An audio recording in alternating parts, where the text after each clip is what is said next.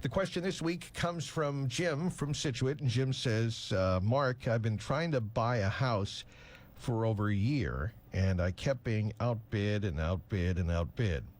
And now I can't afford what I used to be able to afford. What do I do now? Frustrated. Frustration. You probably can't afford what you could afford a month ago if you're financing. If you're financing a property right now, interest rates have doubled, right, in the last 3 months. So you were out a year frustrated. You're in the auction circuit, right? You didn't mean to get in the auction circuit. You want to buy a house. You sat down with your buyer agent professional, planned out the dream, focused on the area you want to be. You're going to buy a house, and all of a sudden you're in this auction environment. You know, it's not a listing price, it's a starting bid. And it was going, and if you didn't have cash, if you didn't have a huge down payment, if you weren't willing to waive a home inspection, if you weren't willing to waive the protections of an appraisal, you were not going to get that house.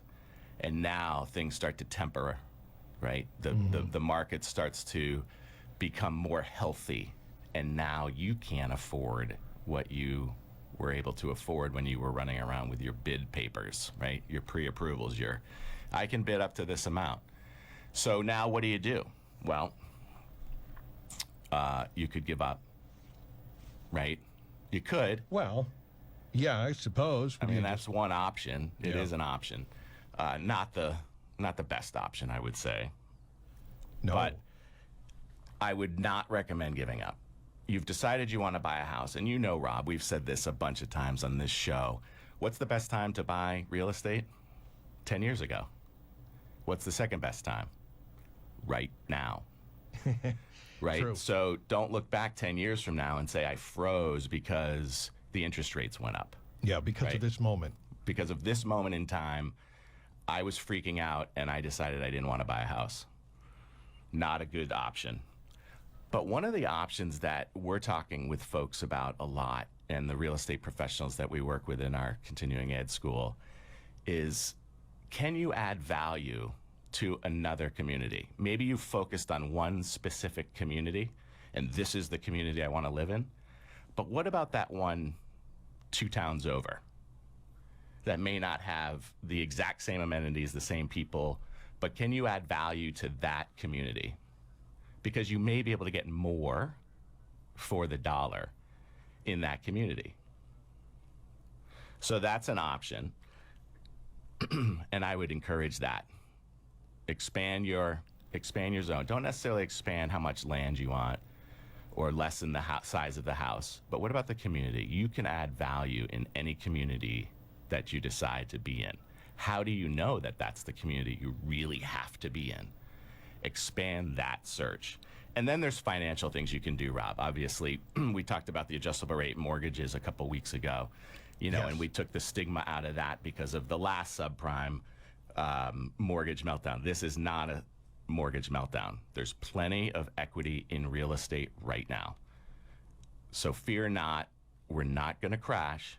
It's very different. Fundamentals are very different. The financing, the equity versus the debt, very different. We're going to have a much more healthy real estate market, but ARMs are a good option. It allows you to lock in for 5, 7, 10 years at a lower rate and then adjust. And those are usually good numbers of cycles. Some people say that the interest rate cycle that we're experiencing right now in this rapid acceleration may accelerate a little bit more and then have to reverse very quickly. So there's always the option of refinancing, right, if the rates start to turn the other way. The other option that people are starting to talk about that haven't talked about, it hasn't been talked about in years, is the buying down your rate with points. So with a discount point, you can pay 1% of the loan and pay down your interest rate a certain amount so that that payment that you were talking about you need to afford is more affordable. And you can help with the seller, right, as things start to stabilize and it doesn't become this ridiculously out of balance seller's market. You can work with the seller to say, okay, we agree net $500,000 is what I want to pay and what you want to sell for. Let's bump it up to 510 and then give me $10,000 to pay down my rate. Perfectly legal. as long as it's disclosed to the lender, that's within the lender's guidelines as well. So you can pay down that monthly obligation so that your monthly payment is where you wanted it to be. And then there's always gifts.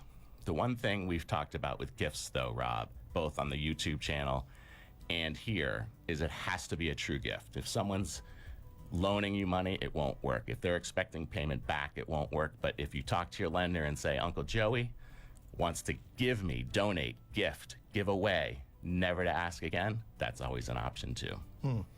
All right. Great stuff there. We hope, Jim, that helps you out, and we encourage you to continue your search, and we hope you do get a home soon, and hopefully right here on the South Shore. That's Jim from Scituate, and if you have a question or want to know more information, get in touch with Mark Stiles and his team. Mark, how do they do that? Best way is phone 781-319-1900. But Jim or anybody else, if you want to strategize about this, I have a link. It's on Calendly, calendly.com/mstiles, and it opens up for free consultations, strategy sessions, whatever you need. I will call you from that link. Mark Stiles from Stiles Law on Route 139 in Marshfield. He joins us every Friday at this time. Feel Good Friday, stiles-law.com. Attorney Mark Stiles. Thank you, Mark. Have a good weekend. Thank you, Rob. Have a great week, everybody, and happy Juneteenth.